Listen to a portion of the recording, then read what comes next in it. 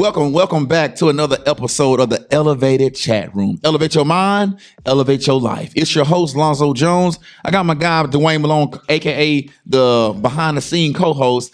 He's back there working the cameras like he always does. Now, we got a special guest with us tonight. Before I introduce her, I'm going to introduce the topic. The topic for today or tonight is Fueled by Passion, how to build a business you love. We have Miss Ashley Morrow with us. She's a local entrepreneur, or she's actually a big time entrepreneur. I'm gonna kind of let her go a little bit deeper into who she is and what all she's involved in. Ashley, tell me who you are. I like the way you said big time. That's what I'm gonna tell everybody. I'm gonna be like, I was introduced as big time. Big time. So I'm gonna change my business card says that I'm the lead retail therapist at my retail store, but I'm gonna say big time therapist. Big time therapist. Big time therapist. Every now and then you gotta let them know. Yeah, I mean, I don't think there's wrong, let somebody else eat the humble pie sometimes. Do you know what I mean? So my name is Ashley Morrow. I am a local entrepreneur here in the Shoals area. And so I kind of got kickstarted in healthcare and, then healthcare started, not being fun. When you're having to tell everybody, no, please don't do that, you're going to go to jail. Please don't do that, you're going to go to jail. Please, you don't want to be the person that's always like the ethics police. And so I sort of moved into like, what could I do that really, that's why I love this topic, like something I could be passionate and love all the time. So I invented a product back in 2014 called Alchemy Jewelry Sealer. I took it to market in 2015. It's in over 400 stores. I've been featured on Home Shopping Network. I'm currently on Jewelry Television. And from there, things have kind of spiraled out of control because serial entrepreneurship should be in the DSM. It is a mental illness with no stopping. But I do own several local businesses. The one that I'm at the most that people kind of associate me with is the Shop at Coldwater. It is we're an award-winning ladies boutique in Tuscumbia. Thought I'd throw that in there. I've got a trophy. It's certified. You heard it. Yes. We were actually named the emerging retailer for the entire state of Alabama from the Alabama Retailers Association because I made stupid TikToks during COVID and we survived. So it's really funny because I asked the judges, I said, so did I win this because I covered myself in neon glow sticks and danced in the dark? And they were like, that was an entry of one. You're correct. No one else did that to stay alive. So, but I co-own an insurance agency and I also own the Palace in downtown Tuscumbia. So I literally have the keys to the ice cream store. I don't take near enough advantage of that. I'm trying to get skinny. And so it's like, you don't want to really hit the ice cream store all the time, but it's like, you got the keys. So it's like 24-hour access. And I'm an ice cream guy. See, and now we have like a playroom in the back that you can rent out for birthday parties. So there's like, I could do ice cream and air hockey. So it's like, I have to keep telling myself like, it's not worth putting your bra back on to go back downtown. Just stay at home, stay on the couch. You can get that salted caramel brownie some other time. You are hilarious. Has anybody ever told you that? Well, that's what I try to tell people all the time. I try to remind them, I'm like, I'm hilarious. I actually have a theory that I'm funny, not fun. So my husband he's a little bit older than me. He loves to travel. He looked at me, he was like a little bit. He's a little bit older than me. But he loves to travel and he's a lot of fun. But I do not like to fly. He just got back from the Panama Canal and he was like, I went ziplining over the jungle. I'm like, hell, that sounds like my personal hell to go ziplining with a bunch of bugs and critters. Like I'm out, I'm not interested. So we go to dinner with a bunch of his college friends and they said something like, oh, Ashley, are you going on this next trip with Skip? And Skip was like, well, Ashley's not a big flyer, so she's going to skip this one. They said, oh, okay. And then they asked about, hey, have y'all tried this restaurant? And I was like, well, I'm not like a super adventurous eater. Like that's probably a little too much for me. And then they said, Ashley, do you on the Bourbon Trail with Skip? And I was like, I don't drink bourbon. And then I was like, I'm really not fun at all. I was like, but I'm funny. So that's my line now. I'm like, no, I'm sorry, I can't come. I'm funny, not fun. That's literally how I turn down social invites now. I'm like, no, I'm sorry, I'm funny, not fun. Like if I don't want to go, that's what I say. I'm funny, not fun. That's a good punchline to have. No, it is because it's like, I don't like to travel. I'm I'm 43 years old. I kind of got this figured out right now. What I like to do, what I don't like to do. I don't like to get on an airplane. I really just don't like traveling. I don't want to pack a bag. I don't know who I'm going to meet next Thursday. Is she going to be fancy? Is she going to be casual? I do not know. I can't take all of it with me. The SUV will only hold so much. That airplane has a weight limit. You can't take everything in your suitcase. Anyways, then I have all this anxiety that's probably needs to be medicated. Because then I'm like, well, how am I going to put all that in the suitcase? So it's just better for me to stay at home and take care of the dogs and take care of our people and take care of the businesses and do what keeps you at peace. That's it. That's it. My husband loves it. It's very, he goes and has a great time. He takes this little stuffed pumpkin that's called Ashley, and he'll be like, me and Ashley at dinner, me and Ashley meeting the cast. So this little pumpkin Ashley has kind of become like she's a little local celebrity. But now people feel some sort of way about it when you don't travel with your husband. I had a man come up to me in Walmart when my husband was in Switzerland, and it was like everybody knew I like didn't go. People were kind of razzing me about it. I would never let my husband. I'm like, I don't give a shit what you and your husband do. Like that's between y'all and the Lord. Like, what do I care? So this man, no clue who he is, comes up to me and said, I cannot believe that you let your husband go to Switzerland without you. And I went, I'm sorry, who are you?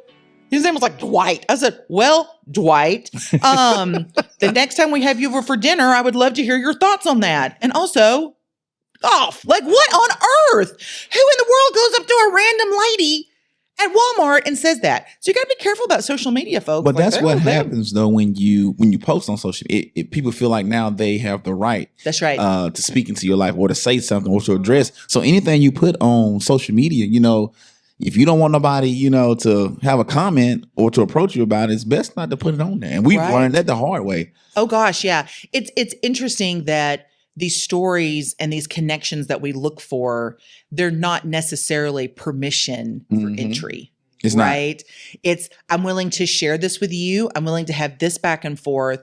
But our sort of like general civility has been so lost because, have you ever seen the meme that says, don't let your Facebook mouth get your real life teeth knocked out? There's something to be said about that we now have these online conversations and these very real online relationships that in the real world we think have no consequences. That's true. That these emotional relationships that we establish, they don't have a real life consequence, but they do because they affect your friendships and your marriage and your whatever with your coworkers. They become the things that we talk about. Hey, did you see on Facebook? Did you watch that reel on Facebook? Did you see that on Instagram? There's now the line between virtual reality and reality is so thin that I think that we have to be very conscious about how we share, how we engage, because it is our real life, right? Those are the real emotions, the real stories. Like I watched this video. This happened, I don't know, maybe 8 years ago. A friend of mine lives in South Alabama. She's posting about this couple. I have no clue who these people are, okay? They had fertility struggles. They adopt these two little twin girls from Africa. And it's like this beautiful story. Well, they get pregnant. Okay. So they invite all their friends and family over and somebody's got a camera in the corner. And so they bring out, this cake and they're going to do this gender reveal. They tell everybody what a gift from God this is and how lucky they are and blah, blah. So they cut the cake. It's a boy. Everybody screams. And they say, well, we actually have a surprise for you guys. And they bring out another cake because they're pregnant with twins. Cut the cake. It's a boy. Everybody's crying. People are losing their mind. They said, but before you leave, and they pull out a third cake. No way. I do not know these people. I am bawling and squalling. What is them having 3 kids to me? But because these stories are a connection, right? It's this human interest that we really need. I think especially the pandemic changed so much of what we're looking for and how we're wanting to connect. And we're this sort of like overly connected and more disconnected than ever. Right? That's true. Because like we don't do this. We don't break bread. We don't sit across a table and like smell each other and see each other and feel each other. And it's also virtual, but it is now our reality. Yeah. And so that line is almost non-existent now. And so we have to respect that emotion, that effort that we put into it because it's what we get back, right? Like I don't know who those people are in South Alabama, but now I know they got 5 kids and I'm very invested. Yeah. We got to understand there's boundaries to this stuff, and whether you're the person that's posting or you're the person that's commenting or that's reacting, you have to know there's boundaries. And I think sometimes those lines get blurred and we just jump all in. Like sometimes my wife will bring me something like, I do not care about this whatsoever. But in her world, it's like, it's important. So I'm like sitting there just watching. I'm like, okay, yeah. Right.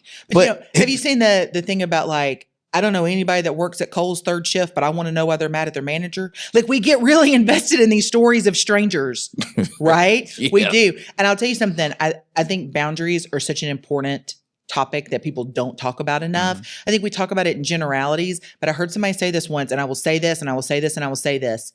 that if you do not have boundaries, create them, and whoever gets the maddest, that's who needed the boundary. Mm-hmm. That's good. That's a moment of impact right there when you create a boundary and the people that are close to you, they kick back and they get angry. That's who you needed the boundary from, because those people were not ready to give up what you gave them, and probably what you gave them with nothing in return. True that. And no relationship is always give and give and give and take and take and take. It has to be kind of back and forth, but boundaries really kind of set you up for success with that. And I think we've always kind of thought about boundaries as like, oh, well, that's what we talk about in therapy. Well, you should probably be in therapy. But these are very real world things now, because everything's 24/7. Like, imagine these kids are growing up 24/7 communication. There is no break. When we got home from school, there was a break. Yeah. Our parents had the break. And then when we got in college, well, we had a break until 9 p.m. when them free cell phone minutes kicked in. You know, you may be too young to remember that, but it used to be, I can't talk to you after 9 p.m. because that's when my free minutes kick in. Or the weekend. Yeah. So there were these breaks, and now there is no break. And so I think that boundaries have to be such a part of it, because people forget that you have to reset. So I was looking over some of the topic things that we were going to talk about tonight. And it's so interesting. So I don't know if you guys know who Derek Oden is. He was like an All-American player at Alabama. He was on the national championship team in 92. He went on to play pro ball. He and I have worked on some sales projects together. And when my first husband passed away and I was really struggling, and it was like, I wasn't sure, like, is this grief? Am I tired? Am I just being lazy? Am I just choosing to like sit and wallow in my grief? Okay, D.O., that man is a machine. You don't get to play pro football because you're lazy. Right. You don't get to play pro football or play under Gene Stallings because you're not motivated. Right. Okay, so this guy's a machine. I respect everything he does. He is so laser focused. He's a very intense person. And I remember I was talking to him. He called me and checked on me. And I told him, I said, I don't know. I just feel like I don't know what to do. And he was like, have you ever thought about taking a nap? I was like, I'm sorry. I didn't know you knew what naps were. I thought you just got unplugged at the end of the night and like they plugged you in and they charged you up for a couple hours and you went back. And he was like, there is therapy and rest. Mm-hmm. There is a reset and rest that and a lot of times as entrepreneurs, it's the question of, do I work a little harder, or when I work harder, am I against a brick wall? Like, when do I rest and when do I push harder?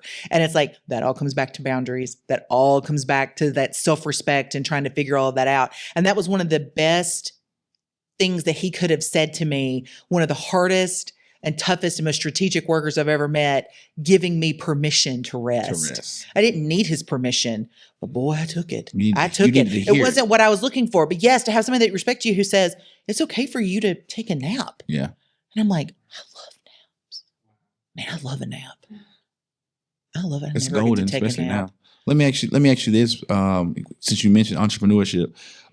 So what inspired your journey to become an entrepreneur? And how has your passion played a role in that? So I think that we hear a lot of buzzwords like corporate culture and, middle management, things like that. And so people think that corporate culture, that you got to have 100 employees, you got to have at least 50 employees. Mm-hmm. But culture can happen in a small business. It can happen when you have 5 members on your team.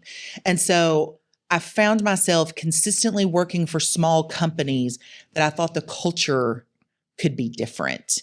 And then as a leader, when you're looking at culture and you're looking at how people are treated and the standard and what you're looking for, it made me say, I could do my own thing and I can decide how my team is treated and I can decide how they're led. I can decide who I mentor.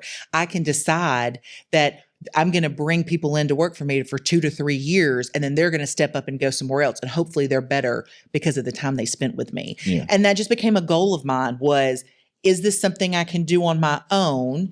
And can I create a culture that changes lives? That's good. I have never really heard someone say, well, I was working for corporate America or the corporate culture, and then I wanted to change that on a smaller level and be a person that could be a mentor or a role model for the people that I'm hiring. You don't hear that too often. Most times, like, well, you know what? I'm working here so I can learn the business, so I can go create my own business so I can make money.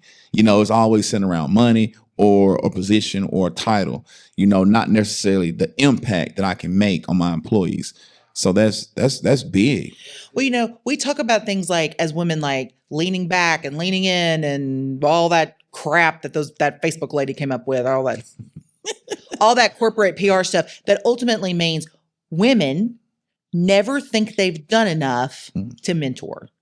Women never think they do enough to apply for the job. There was a study from Stanford, I think, that came out that proved that women, when they looked at a job like requirement, like, hey, this is the kind of education we want you to have, if they didn't meet like 80% of it, they would not apply. Men, if they met 50%, would apply. Okay. Women will ask themselves, well, I just don't think I've done enough to be a mentor. Because I always thought, well, when I make $100,000 a year, I will be enough to have mentored. When I go on Home Shopping Network, I will have done enough that somebody will want to hear my story and connect with what I do. But there's always another reason. There's always another excuse. Sometimes it's just enough that I started a business. Yeah. Yeah. I started a side hustle. I raised my children and none of them got hooked on drugs. Like there are a lot of things that women and men, this isn't just about women, that women and men can do to offer mentorship. You don't have to be a millionaire. You don't have to have hundreds of people work for you, because almost nobody is going to affect change at a macro level. Right. It is the micro. Yes. It is the one person that you change that changes the next person that changes the next person. It is that conversation. Right now in this really kind of crazy political environment, I think there's a lot of leaders who are saying, so what does my leadership look like now? Like, how do I step in? How do I lead? How do I help? How do I comfort? And I think there's a micro conversation that happens, right? I have people who come in my shop who say, I'm excited about this. I'm really scared about this. And to be able to have them come and share with you, it's its own ministry, right? And sometimes it's just a ministry of one, but then what if she goes home and she's better to her family? And then that family goes in and they're better at school and they're better at that work because she was the one who set the tone and tenor of the day. What if he comes in and we got to make him laugh and he got to go home and be better to his family? These micro level conversations matter as much, if not more, than the person who gets on the stage and speaks to 3,000. Yeah. Because we even know when you're speaking to a large crowd, 3,000, it's not going to be that many that's actually going to get up and implement what you've talked to them about. So we can go into a school assembly and we can talk to 400 kids. We know all 400 kids is not going to not even take one thing that we said and go act upon it. You may get, if it's 400, you may get maybe 14, 20, right. That's actually going to do. And that's the micro, yes. So that I like that angle. That makes a lot of sense. And we have to get out of our own heads thinking that we've got to be somebody super special, or not even necessarily super special, but at a high level in life, because everybody's special. Everybody's worthy, Sure. So the thing is, do you trust yourself enough to pour into somebody else? Find that area that you have some type of expertise in or high knowledge in and share it. So I'm going to tell you this. I don't even know that you have to have a high level of expertise. Let me tell you what my goal is. I finally said this the other day out loud. So here's my goal. I want, when I die, for people to show up to my funeral to be like, I had this conversation with her and it changed the way I felt about X, and that changed my life. She secretly slid me $500 when we didn't have groceries, and that gave me hope. I want people to be so overwhelmed with these random acts of kindness that they know nothing about, because the micro changes the macro.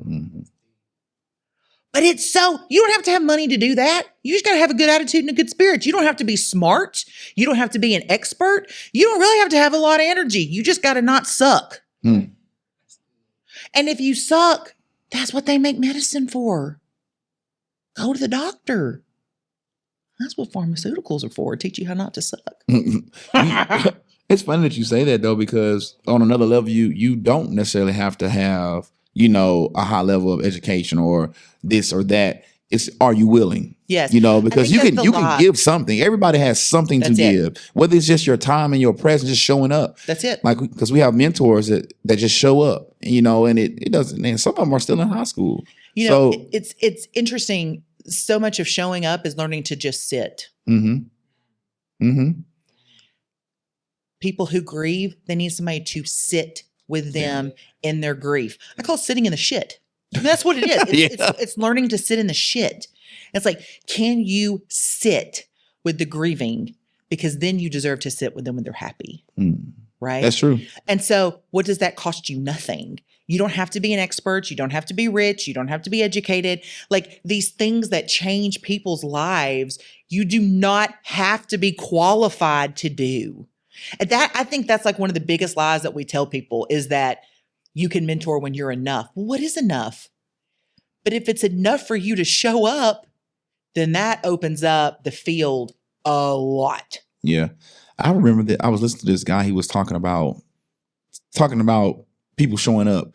And he was like, man, I will give money. I will give resources. He was like, and they wouldn't even show up for me with the things that are free. Mm-hmm. Like, as in, like, I need somebody to come help me move, or I need somebody just to come sit. The things that were free, they wouldn't even give me that. But I was giving them money and resources, but you couldn't even give me the things that were free. So he was like, then you have to go back and be like, man, what type of person are you? You know, I'm giving, but you won't even give the stuff that's free. Just show up. See, that's where boundaries come in. Yeah. Because nothing we have is endless, right? It's not limitless. Right. Like, I like to think that I'm a limitless sunshine and cheer machine, right? That I'm always going to show up and I'm always going to cheer. Sometimes that cup's empty. Mm-hmm. And the boundary tells me, fill it up before you run your mouth, fill it up before you give into the anger, fill up before you try to push through a wall that's not going to move. And that's where these boundaries come in. It's like knowing where you can invest and knowing where your investment is going to take seat and go. Yeah. So with you being this chipper, this sunshine, you know, person of just great spirit, great attitude. So what do you do when things get tough? Like, how do you find that motivation to keep going when things are actually tough on you as an entrepreneur, as a business owner? So I feel like when things are hard, my first goal is to work my way out of it. That's always kind of my number one. It's like, how can I work my way out of this?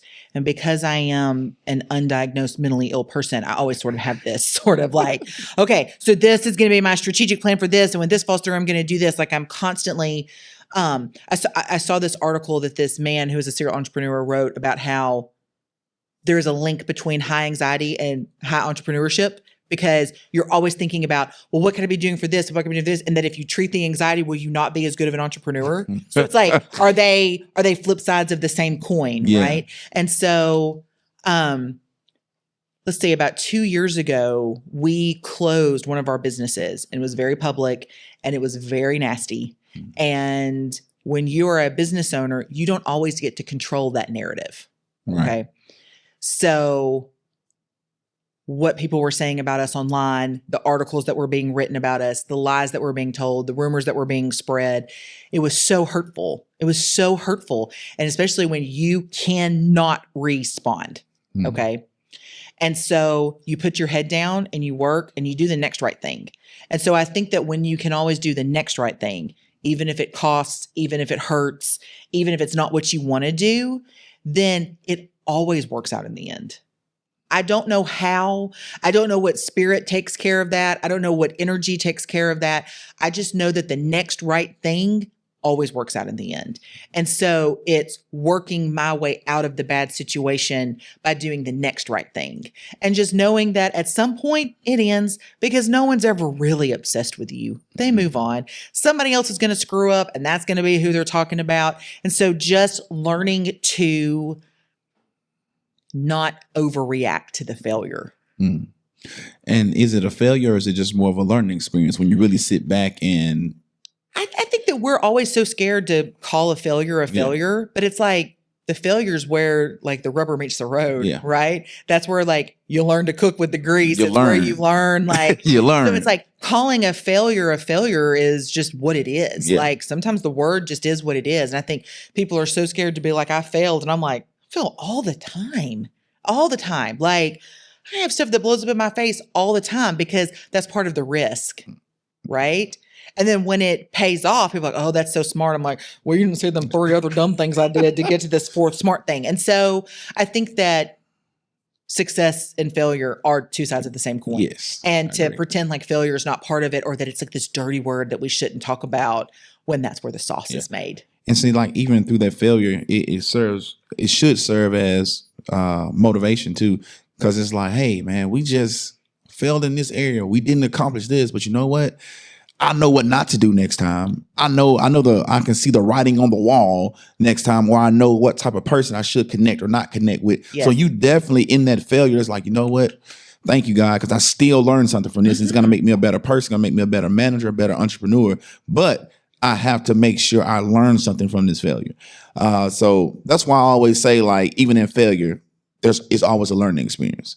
If you're willing to take that out of it, but you have to be willing to take that out of it. Some people just fail and just keep making the same mistakes over and over and over again. Like, no, like, bro, you got to learn from this. Sis, you got to learn from this. And like at some point, I don't know if that's failure as much as that's just stupidity. That too.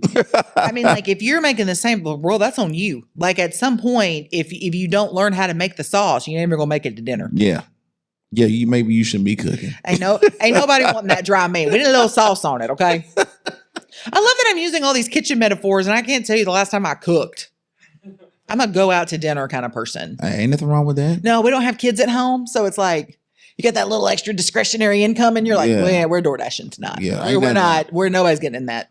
Ain't nothing wrong with that. One day I'll get there. I got an 8-year-old and a 10-year-old, so I'm. You just wait. Freedom is on the other side of that. You'll be eating out every night. Let me ask you this. So, what's been the best business advice you've ever received, and how did it help you stay motivated? Best business advice you ever received? You know, I kind of go back to that conversation with D.O. Yeah. I mean, because one of the things that it also taught me is that I sometimes think that we wait on other people to give us permission. True. To be great, to succeed, to start. I think a lot of times we wait on permission to start. Mm. I have coached businesses before that have spent so much time trying to create the process and make sure that it's perfect before they open. I'm like, that is going to break after sale number 3. And your fear keeps you from starting. Yeah. And so what that taught me was that the permission is mine to give. It's not mine to always get. And so learning to rely a little bit more on yourself and like what your instinct tells you. And it's like, it's changing that inner voice, right? That inner voice that says, no, you don't need to take a nap. You're lazy. That inner voice is like, I'm exhausted. Yeah. Take the nap. Take the nap. You can't take the nap every day. Some days you can take the nap. And so I think that that's what that taught me, was where permission is given and granted and who gives and grants it. Mm. And sometimes we wait for the other when it could have just been ourselves. Mm. I'm not going to wait for somebody else to tell me I can be great. I'm just going to go try to be great. Yeah. And what they say, paralysis by analysis. Gosh. I think that a lot of entrepreneurs, I think a lot of people they get stuck right there because of fear. You know, what about the economy? And what about this? I had an assistant one time tell me, he goes, listen, I don't know. We're going to have this baby. And I'm like, oh my gosh, how are we going to have a baby when the price of gasoline is this much? And he goes, they have nothing to do with each other, except they have everything to do with each other when it's paralysis by analysis. Yeah. And so I think that especially in the entrepreneur world, we can get stuck there. And so I think one thing that's really important is having a community, right? And so I have retailers that we all text each other and check on each other. Like, I had a really crappy day. How was your day? Or I'm really stuck on this. What are you doing? And so community over competition is a thing. Like, I literally talk to people who sell the exact same things that I do. Yeah. Because it's community over competition. And so I think that creating that community that gives you that feedback, that helps you with all of that, I think that's just, it cannot be said how important that is. Because you hear about their expertise, their experience, and it's not just yours. And so being able to reach out and ask for help like that, yeah. That's a lot. Yeah. That's a lot. It helps with the fear, I think, that, okay, they've tried this, they've done this, I've done this, and you kind of help put it together. I really think anytime that you can join some sort of collective that's reflective of your community, that you can sit down and be like, I'll say this for anybody who's listening or watching. I think it's really funny that we film podcasts now. You used to record podcasts and now you film them. Like, I get it, but it's like, it's all changing really fast. You know what I mean? It was like 2 years ago, you wouldn't have done this. It's just been, we'd have headphones on our head and we'd be stuck in this little, anyways. What was I saying? Hell, I don't know. Like, now I'm off on something else. So I think, so going back to like that community element of being able to call and ask somebody, I think that's really, truly so key. Because like I have a friend who, she owns a retail store that's been in business 40 years and she's owned it like 23 of that. Her take on things is invaluable. She's been through every economic up and down that you can have. Hearing her strategy and hearing that, it's very comforting to me because my store will be 6 years old in May. Yeah. And so being able to hear that and be like, okay, I'm not crazy. Learning how to not take the failure so personally. Like when you have a down sales day and you're like, oh, everybody hates me. I was like, no, it's just kind of cold and windy and that's bad for retail and restaurants. Like, so learning to have that kind of perspective, I think that also comes from that community. You know, being able to reach out and say something. Because I think this happens a lot with entrepreneurs. Entrepreneurship can feel like an island, okay? Because there is an assumption when you own a business that you are smart and that you are rich and that you make all the rules, which means you can change the rules anytime you want to, okay? And so you are very lucky if one of those is true when you start a business. And you're very lucky if any of those are true when you run your business. And so entrepreneurs tend to not ask for help as much as they need to because they don't want people to think they're dumb. Yeah. They don't want to, well, what if I give this up without, what about the fear, the paralysis by analysis? I think that's such a great phrase that's not really said enough. I think that we tend to be an island when we really need to be, you know, on land together. And so I think that's one of the biggest things that entrepreneurs run into that they didn't realize. Like I always say that you will turn a customer into a friend before you turn a friend into a customer. Ooh, I like that. That's spot on. Especially when like in the retail world and in the South, Southern women who were raised in church have a lot of Southern Christian guilt. Oh, I can't spend that. My husband will kill me. Nobody has been murdered for buying a shirt at the shop at Coldwater. Okay. It's not happened yet. I don't think it's going to happen. But women feel the need to justify expenditures. Right.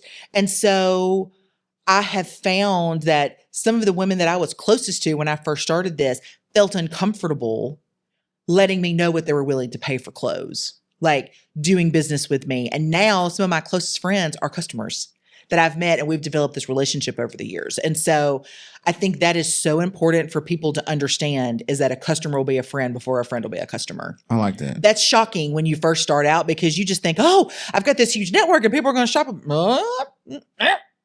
Maybe the first week. And then you have to develop it from there. It's tough. And I think that can depend. I think when it's those very personal transactions, especially in a retail store where they're consistent and it's a lot of your inventory turns over. So they're constantly coming in.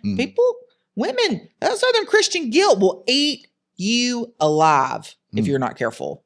You know, women are taught, don't talk about money. Don't talk about politics. Don't talk about religion. Don't talk about race. People will think you're ugly. That's not nice. It's not, good girls don't talk about stuff like that.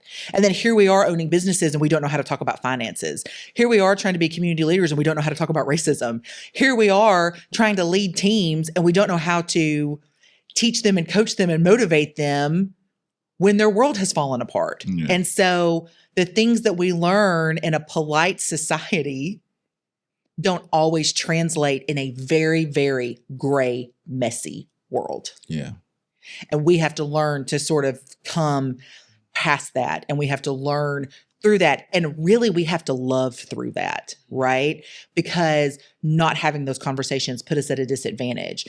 Women not talking about their business numbers, it puts us at a disadvantage. I can't tell you how many networking events I've heard men talk about like, oh, our Q3 numbers or blah, blah, blah. If you told a woman I did $150,000 this quarter, they'd be like, why would you tell me that?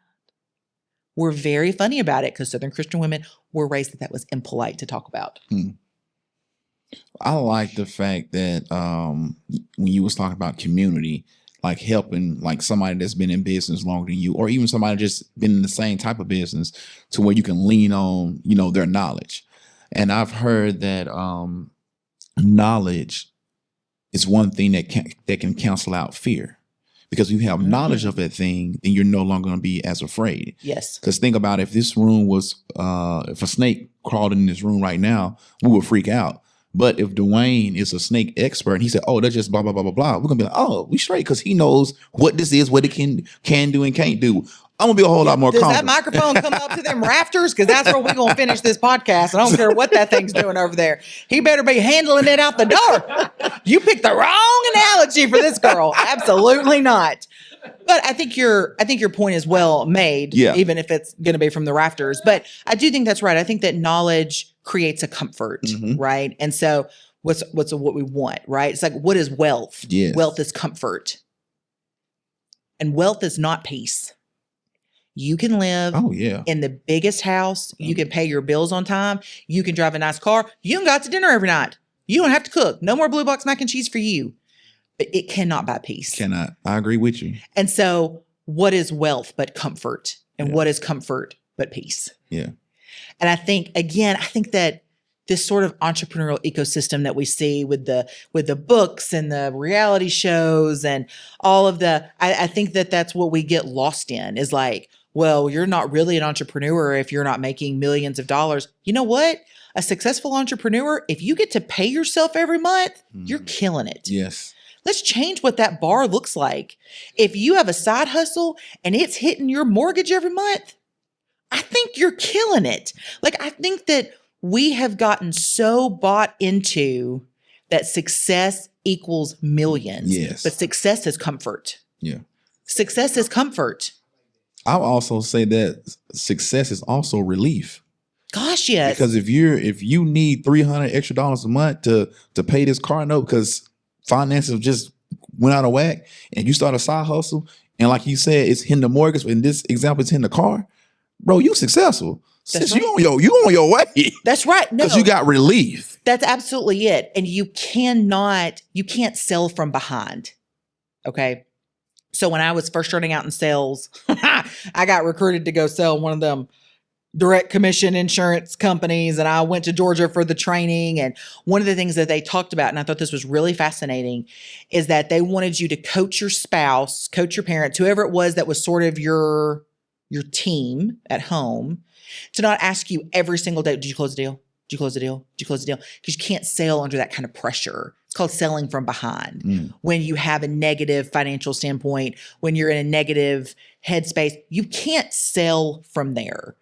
And so when you have the comfort and you have the relief and you have peace, you're at your best place to succeed, right? Because you're not selling from behind. You're selling from your best mental standpoint. You're selling from where your family is taken care of. It's like, how can you sell and dig yourself out when you're starving, right? And it goes back to, how can you pick yourself up by your bootstraps if you don't have boots? Yeah. There's an equity situation there, right? So it's like, you can't sell from behind the same way as the person who has the emotional resources to sell. I'm not talking necessarily about financial and these other tools. I'm talking about the emotional resources to get the job done. And so I think that all these things that we talk about at these really high levels, we really need to kind of get back to, this is day one. Right? This is the base level. Like, we want people to come in and be fired up and we want to do this, but that is a tone and pace that doesn't last forever. True. It's a tone and pace that doesn't last forever. I think it's really unrealistic, like what we ask of people to do to make their business succeed, because you just burn out so fast. And so I think that we have to have a real conversation in the entrepreneurial world about what does success look like. And I think that people need to learn how to define success for themselves.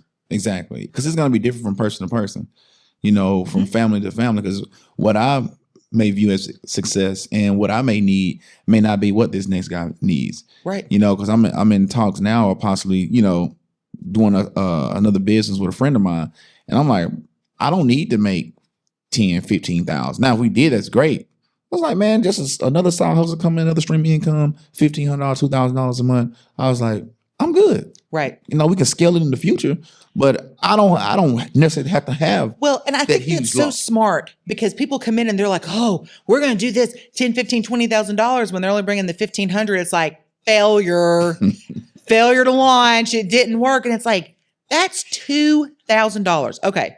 So have y'all seen this trend on the internet about would you slap your sibling for $2,000? So I looked at my husband the other night and I said, what would be the number for you to punch me in the face? And he was like, punch you in the face. I said, okay, let's dial that back a little bit. What would it take for you to slap me in the face? Because, that's going to sting. It's going to leave a red mark, but it's over in like a couple minutes. Like it's done. Like if you really get after it. And he was like, slap you in the face. I don't know, like a low 7-figure. I said, I would slap the shit out of you for $10,000. For 10 bands. $10,000. I probably would do it for $5,000. This will slap Somebody walks up with a bag of cash. I'm slapping the shit out of you for $5,000. Like, I think that anyways, I think that we are so crazy about money that we've lost the sight of, what if I could cover my mortgage with this? Yeah. What if I could cover my family going to vacation this year? Yeah. Like, what is success if not comfort? And so I think that we have to have a real reckoning about what we're asking of our entrepreneurs, because our entrepreneurs, they are the change makers. They are the people who are moving the needle. They are the ones that create community. And I'll say this, I think this gets lost in the conversation too. And this is something I really felt during the pandemic, is that I think we talk so much about small businesses and we talk so much about local that we forget Walmart hires local people. Mm-hmm. That franchise restaurant, they hire local people. It is an ecosystem. We can't bring in large manufacturing facilities if we don't have this ecosystem. They have to have places to work, play, and shop. And so that small business has to feed the big business, and that big business is important because those are the good paying jobs that allow them to support the small business. And so I think that all the business is important because our people are important. Yeah. And so until we can reframe and think about how we think about and value businesses, because I feel like, the tornado that hit a couple of weeks ago in Tuscaloosa, everybody's like, support our small businesses. And I'm like, absolutely. But don't forget to go to XYZ chain store because your neighbor works there. Let's make sure her job's okay too. Let's make sure that fry cook that he gets to go to work the next day because you went and supported that one too. And so I think that we have to kind of change the way that we talk about that and we think about that. And so I think that's a really important element to the business ecosystem that people don't think about, is that the small needs the big and the big needs the small, and they all hire your people. Yeah. They all hire your people. Yeah, that's good. And this kind of goes back to like every business is important. Even though it may be a super big chain, but that chain, like you said, this is what's allowing your family to live well and then to spend at the small businesses. So and that tax revenue is what comes in and helps fund your schools. That tax revenue is what comes in and pays for your, fire, police. They help fund your utilities. They're the ones that help say, okay, now my MSA, my Metropolitan Statistic Analysis, this is what says, okay, we are from ADECO. We are from the Department of Transportation. We're going to give y'all some money to help get that pothole taken care of, right? So these are the monies that help justify the state money. These are the monies that help justify the federal money. All of it is good. Gotcha. And I think that we have to change that, because I saw that so much during COVID that everybody wanted to rush out and support the small businesses. And oh my gosh, I'm so grateful. I'm so grateful because my business survived COVID, right? Because people really were trying to be very intentional about how they spent their money. But one of the things I kept talking about was don't forget the franchise restaurants, because a lot of times they're owned by a local person, right? So true. People will say, why don't we have a such and such? And it's like, we can. You can go for $1 million and you can invest in this franchise and bring it here. So a lot of these chain things are brought here by local people and by local investors who hire local people to run them. And so I think that's an important nuance that we sometimes forget about, that I feel like I'm a benefactor of, because I am a small business and I'm locally owned and operated and I hire local people and we do this all on a local level, that people are like, you should support her. And it's like, well, yeah, but they hire local people too. Yeah. I feel like that there's a dishonesty there if we act like they're not important too. Yeah. I like that. I haven't heard that angle, that perspective. So that's pretty dope. Yeah. It's weird to think about. Like, I think that my volunteerism with it, I've been volunteering with the Shoals Chamber of Commerce now for about 20 years. And the conversations that you see other communities have about business when you see like the recruiting effort that happens to bring the manufacturing facilities here, the recruiting efforts that happen to bring the big retailers here, they look for an ecosystem. They look for the small businesses. They look for the large businesses. They look for community to invest in because they're going to bring their people here to open it. They're going to live here for a couple of years. They're putting their brand on your community, and you got to be able to support that, right? With this whole community of businesses that you create. So one's not more important than the other. Well, you know what? I'm going to take that back a little bit. The small businesses might be just a little bit more important because we're the ones who sponsor your baseball teams. We're the ones who give you the, so it's like, I think that it's okay to give a little bit more props to your local people because they're going to be a little bit more invested. But don't forget the big guys, they hire your people too. Yeah. I agree with that. That's good talk right there. Let's go to this question right here. Then, it's gonna be kind of funny since you're a funny person. So let's funny, not fun. So, what is the weirdest or funniest moment that has happened in your business journey? I know you got some. So, okay. So the first time I went on Home Shopping Network, so I go down to Florida, and you have to go through like all this training. Because they're regulated by the FTC, they're regulated by the SEC, there's all this training that you have to go through. And they learn a lot about you. And there's all these one-on-ones where they're trying to figure out what part of your story, you personally, what about your product and what about that's best crafted for the audience, okay? And so they really wanted me to talk about being a widow. But you can't be sad about it. You have to be like chipper about it. And I'm like, well, I don't know how that works. And so...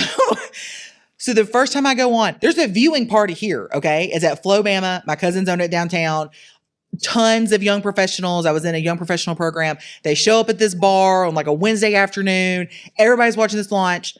I was so nervous. I was sweating so bad. I ruined my hair. I ruined my makeup. I look like a wet mop, okay, when I get up there. Later, my hair looked better. And the lady that was with me, she goes, why didn't you look like this morning? I'm like, why are you still talking to me? But anyways, so I get up there and I'm trying to tell my story. And they're like, tell us a little bit about your entrepreneur story. And I say, I, blah, blah, blah. And then as I'm trying to bring it to market, my husband, he just dies. And it was like, what did she just say? Because it sounded like the punchline of a joke. But it's like, how do you say your husband died in a really positive way? And the host is looking at me like, who let this lunatic psychopath on the studio? And they said at the bar that everybody went, and then just died laughing because it was so awkward. And you're in like 100 million homes. And you're like, my husband died. Like, oh my gosh. It was the most...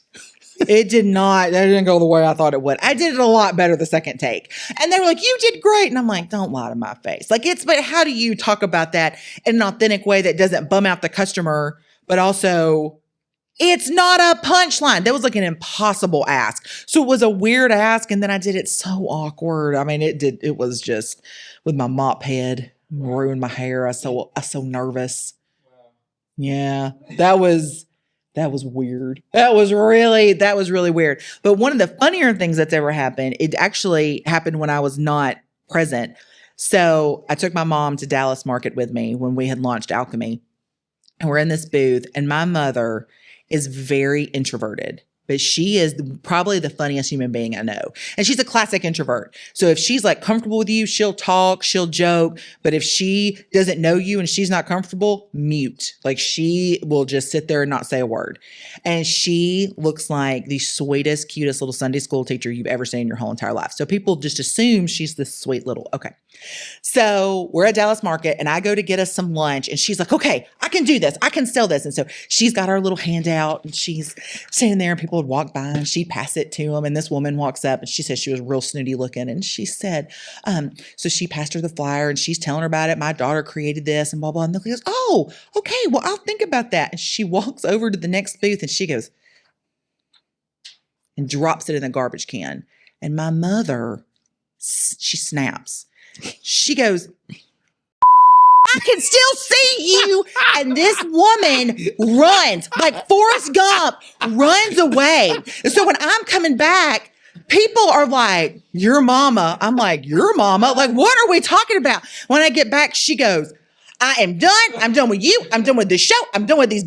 I gotta go. She takes her lunch and I'm going, I was gone for 20 minutes. And so the people from the booth are coming going, oh, that woman's awful. She's been here before. And I was like, Mama, you cannot cuss out the customer. She goes, the hell I can't. And I was like, Mama, it was the funniest. It's still to this day when I think about Dallas Market, I think about my mama making a woman physically run away. And if you saw my mama, it's just even that much funnier because she's so short and cute. It's like you just don't think, yeah.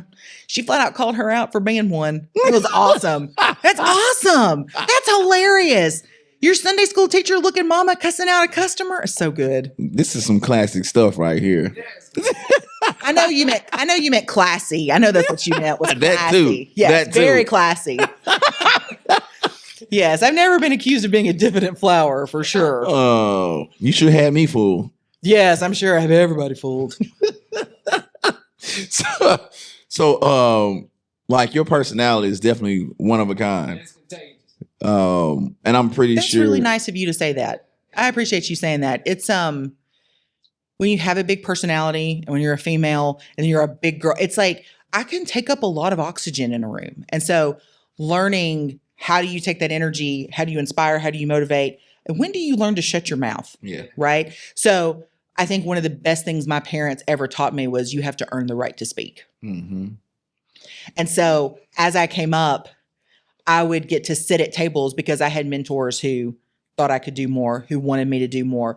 But I learned that I had to sit at that table until I earned the right to speak at that table. And then there comes a point that you have enough and you've learned enough that you are asked to speak first. And so I think that's one thing sometimes the younger generation misses is that, and it creates that disconnect between the younger generation and my generation and older is earning the right to speak at the table when you don't have any skin in the game, Yeah. when you don't have any sweat equity, you don't have any pennies in it, you don't have anything. And so I think that even when you have a big personality like mine, learning when to use it and when to leverage it has been so important because I can say a lot of words in a day. I bet if I had a word count, it would be a lot. But I hope that those words aren't just hot air coming out of my mouth. I hope they actually mean something to somebody, that they leave my store and they feel better because they've come in. They leave my store and they feel inspired because they've come in. They feel like, I want people to feel like time spent with me, even if it was a little, was well worth it. And so I think that even people with big personalities can learn to control them and leverage them. And I also think that we have to learn to talk about how powerful our introverts are. Right? Oh, yes. Hands down. Hands down. We always talk about like, why can't introverts be more like extroverts? Really and truly, extroverts could dial it back a little bit, right? Yes. I mean, It's a I balance. know that a lot of times we're seen as the leaders and we're the loud ones and we're the culture creators and we're all this, but it's the introverts that drive it. My best friend works with me and she's very introverted and she's the one that keeps me in check. If I come in and my tone's any sort of way, she's like, you better go back out there and apologize to your team. You sound like an asshole right now. And it's like, I appreciate that, right? Like everybody needs an accountability partner. Yeah. I'm like, if you don't have a Bridget, you need to get a Bridget. You can't have mine. She's spoken for. That one, she don't have a lot of bandwidth. This is I get that bandwidth. But like I think having people in your life that hold you accountable, because it's so easy when you have a big personality and you have a big ego to surround yourself with yes people. Mm-hmm. You're so funny. You're so just to fill your cup and fill your cup and fill your cup. But then you're never better. You're never great. When everybody tells you you're great, where do you go from there, right? And so there has to be an equalizer to it. So when I first started selling with Jewelry Television, it was called JTV. They're out of Knoxville. They are the most positive, uplifting.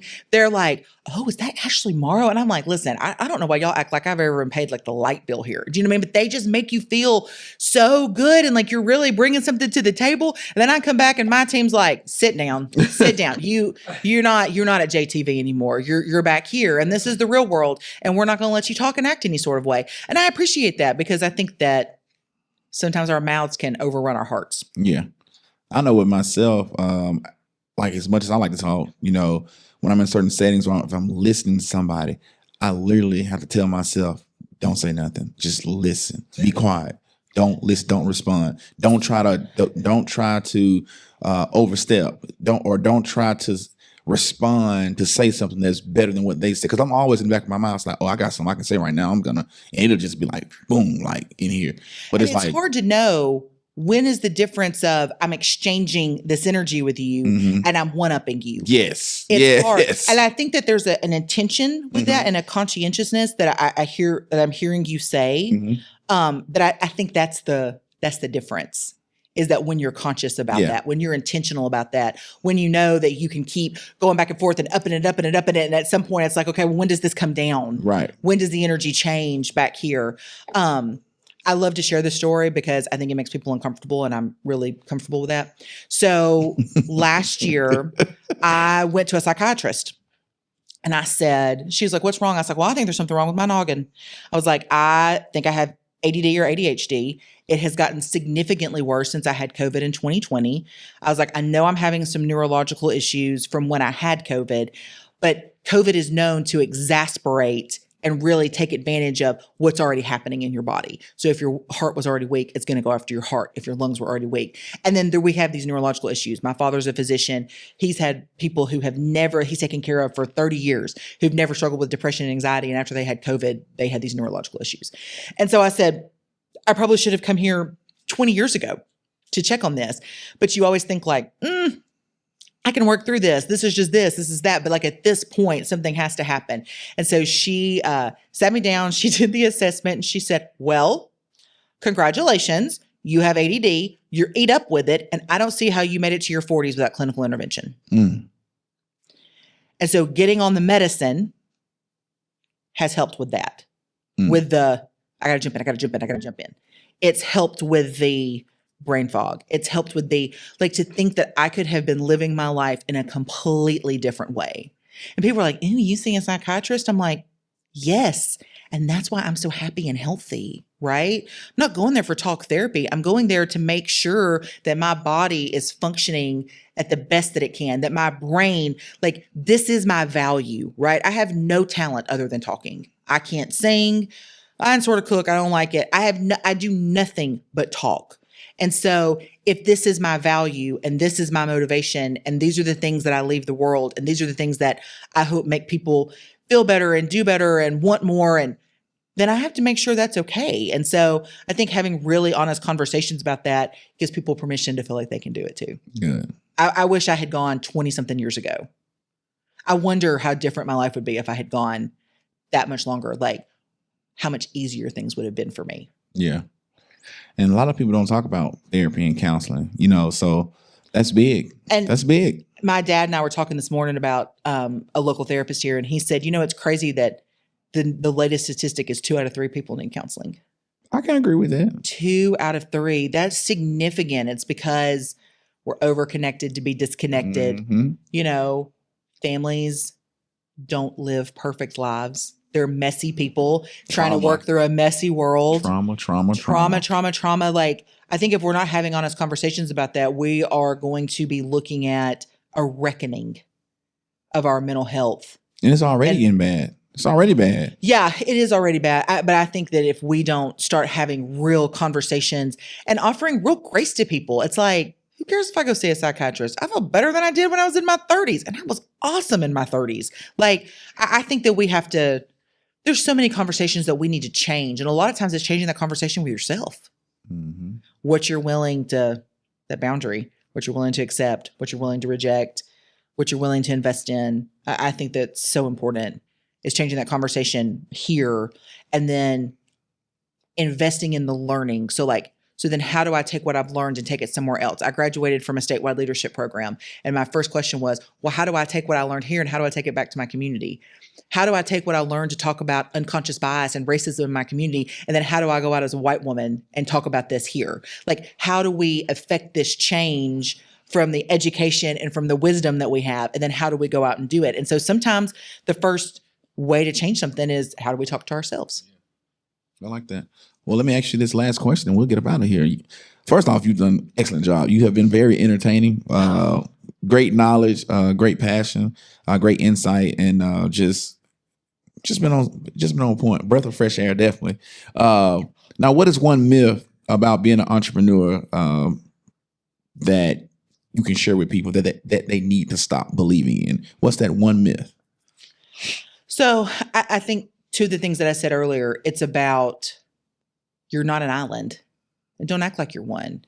People are going to assume that you're smart, that you're rich, that I have people all the time who are like, but you own this business. Why can't you just change the rules? Like, knowing that those boundaries matter and knowing that people are going to perceive you as a certain way, and knowing that when you go in can kind of change what you're willing to set your goal for and what you're willing to accept back. And so knowing that it's easier to turn a customer into a friend than a friend into a customer, knowing that people are going to assume that you can do whatever you want to because you own the business, which means you can come in early, you can stay late, you can make an exception, right? And so it's developing those processes, those procedures, those boundaries, and sticking to them, I think is really, really important. I'm not talking about, okay, when someone comes to the cash register, we're going to say this and we're going to do this. I'm talking about your actual rules of engagement, of like how you're going to deal with people, how you're going to deal with hard stuff.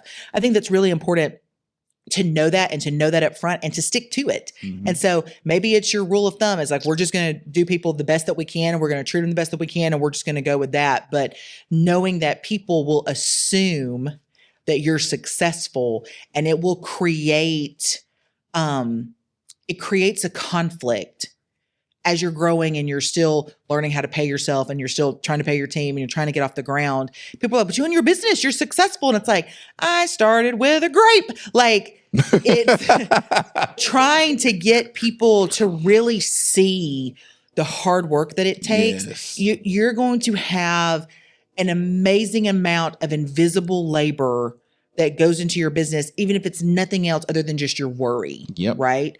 And so don't commit to being an island. Don't let people just assume that. Reach out to people, join a chamber, join a networking group, tell people like, hey, I need help with this. Like, they understand because they get it. They're like-minded. Anybody that's putting in the effort to go to a networking event, anybody that's putting in that effort to show up to a lunch and learn, or they get it. Yeah. Like, find your people and rely on them, because it's really hard to be an island. I agree. You said something about, and it just reminded me of this quote. It says, you have to be willing to put your feet to the pavement without a payment. Ooh. And I think that most entrepreneurs think that I gotta make this money now. Now the money got to come in immediately. Sometimes that does not happen. Sometimes as a person that is self-employed, you may break even or go in a negative, which means you're not really making any money maybe that first year or two, but you have to be willing to put your feet to the pavement without a payment. And then the other thing that I would say is a big myth is some entrepreneurs think that they don't have to work a 9-to-5 while they're building their side hustle or building their business. You would have to have, if you have to have money coming in, you need to get a 9-to-5. Get that 9-to-5, work that side hustle on the side, build it up until it replaces that 9-to-5 money. Now you can walk away. Now there's some people that just walk away from their jobs and go do, hey, I'm not recommending it. Does it happen? Yes. Could it happen? Yes. But do what's smart and what's best for your family. And what a privilege to get to do that. When we started the shop, we were doing these coaching groups. And so I had 10 businesses that I was coaching. I was doing one-on-one sessions every day. I was doing masterminds 2 times a month with these groups. That's like constant counseling while also trying to market and grow a business. But it was that business that funded this business. So that business made sure everybody got paid. So then the money that we made could go back into inventory. And it was hard. It was really, really hard. Now, I am a child of privilege. My parents were small business owners. They both did very well. My father was a physician. He paid for me to go to college. When you graduate from college with no debt, okay, that's a level of privilege. When he helps you with a down payment for your house, that's a level of privilege. Knowing that you can take a risk because your daddy's not going to let you starve is privilege. I think that's also a conversation that we're not having, right? We look at these entrepreneurs and we're like, oh, wow. We look at these 40 under 40 list. Oh, wow. Yeah, but she went to Harvard, which means she also went to a boarding school. And then so that means her parents are rich. So like she started so far ahead. Like, let's compare what we're comparing. And so I think one thing that I hear a lot that entrepreneurs don't talk about is that we're not honest about money. And so People are like, well, you shouldn't, just because you have privilege doesn't mean you didn't work hard. Hell no, it doesn't mean I didn't work hard. It means that I had a little more peace. Yeah. Right. You had a little bit more of advantage. When you know that your parents aren't going to let you starve, then you can kind of take a little bit more of a risk. And so I really, I would caution people as they start businesses and they start entrepreneurships, make sure that who you're being mentored by and who you're looking up to, the books that you're reading, the podcasts that you're listening to, make sure they're being honest about that, because it's so easy to feel like I'm never going to get there because I'm poor and I don't have these resources, when it's like, well, that's not fair because this person did have resources. So of course they were able to start a business. When you have a resource, when you have family that's willing to invest or family that's willing to co-sign a loan. Yeah.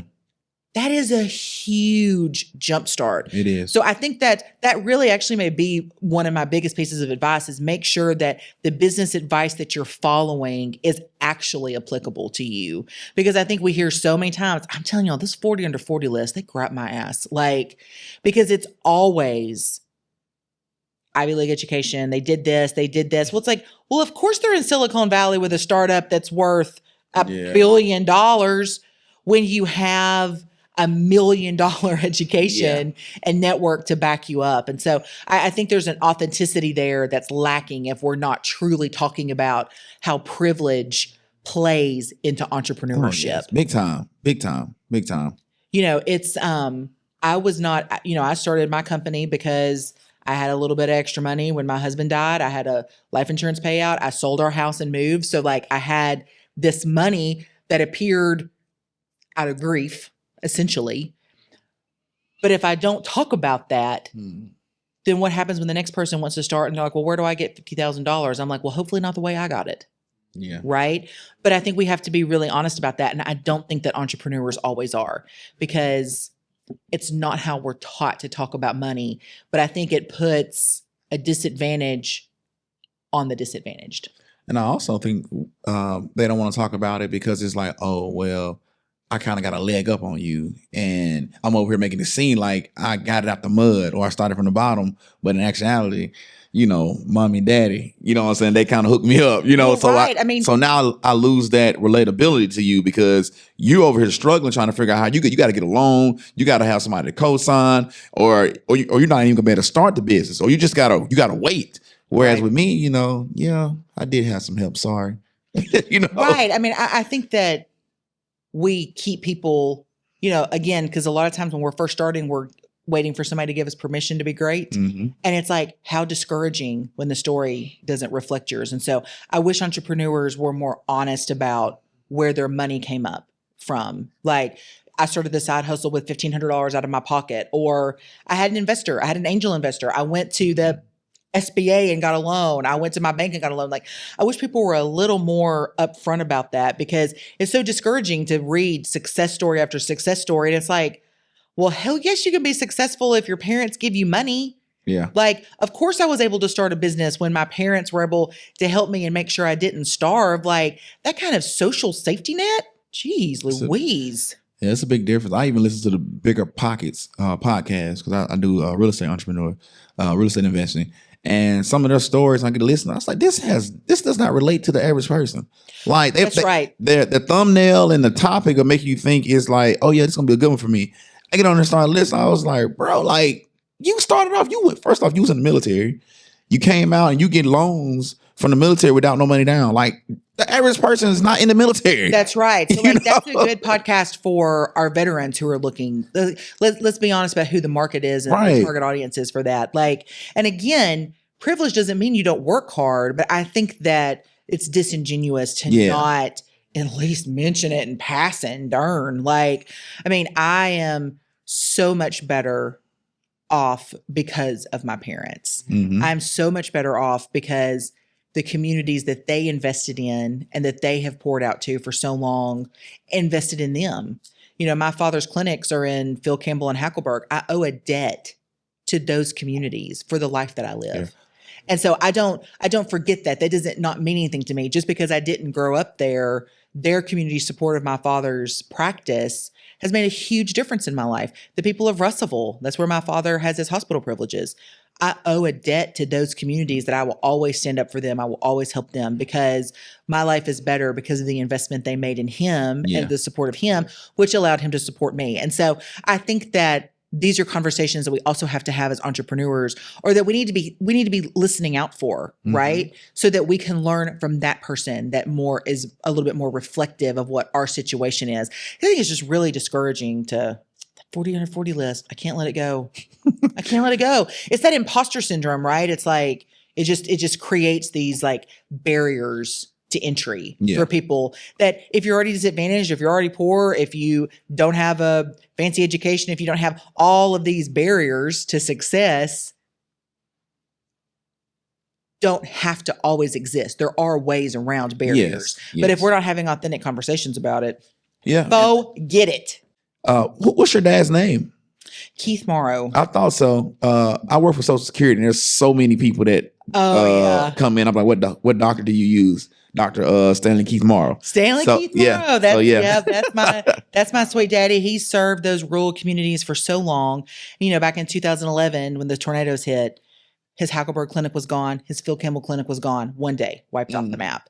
And so to watch my dad reinvest in those communities when really so much would be easier for him to go to Russellville. There's more just even utilities at the time, like having access to high-speed internet, you know, changes the way you run a clinic. And so to watch him reinvest there when it was harder, it's like, that's the good stuff right there. Not walking away from these communities that he has helped raise their children, you know, and they're getting their booster shots to go to school, to getting their shots to go to college. Like when you take care of people from cradle to grave, you know, he was an important part of that community and a good place for people to rally around. He's the only doctor in both of those towns. And so to watch him reinvest there and to watch, he really, to me, was like sort of like this unwilling beacon of hope. You know, he just wanted to take care of people. And he ended up getting a lot of national attention because the guy that owns the Pepsi bottling company in Winfield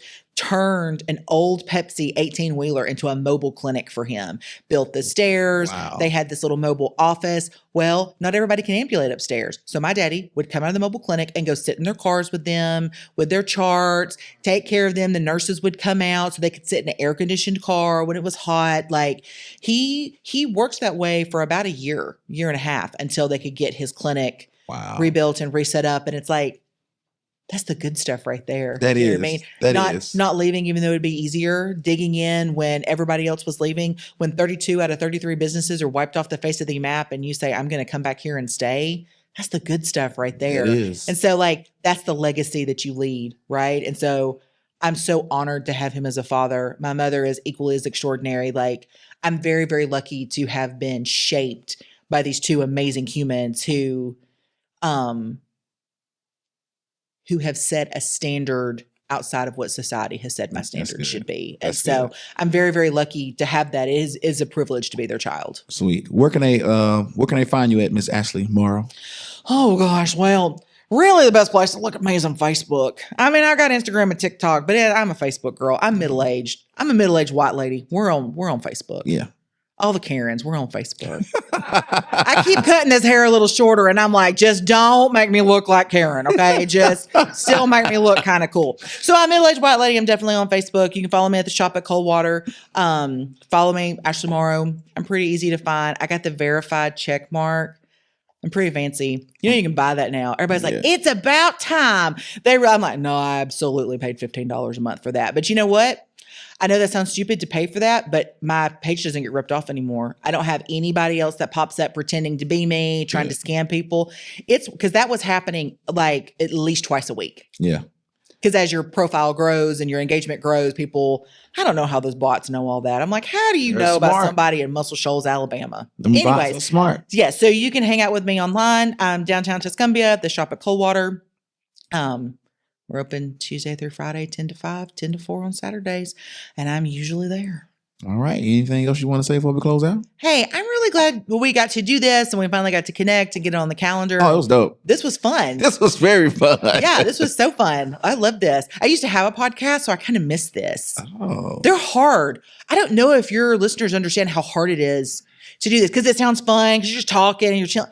But to have like a focus and to have okay, so this night we're going to do this and we're inviting the guest and coordinating. It's a lot of work. Yes, I think some other people have grown to understand that when they were trying to do their own podcast, like how much work actually goes into, and especially to be able to stay on task and not just talk and just be talking about nothing, but to have a purpose behind what you're talking about and an end point and a starting point. Right. So yes, well, like I said, thank you for that, and thank you for jumping on with us tonight. You have definitely been a breath of fresh air. Oh, you're so nice to say like that. you said, I would question your punchline tonight. You have been fun and funny. But you think that because I'm funny. You think you have fun, but we ain't done nothing but be funny. I'm telling you. That's fun, though. They are first cousins that go to Christmas together and they go to Thanksgiving together, but they are not identical twins. They're cousins. All right, let's get up out of here. That's the end of the episode. Lonzo Jones. We had Miss Ashley Morrow with us tonight. Elevated Chat Room. Elevate your mind. Elevate your life. We out. You guys be blessed.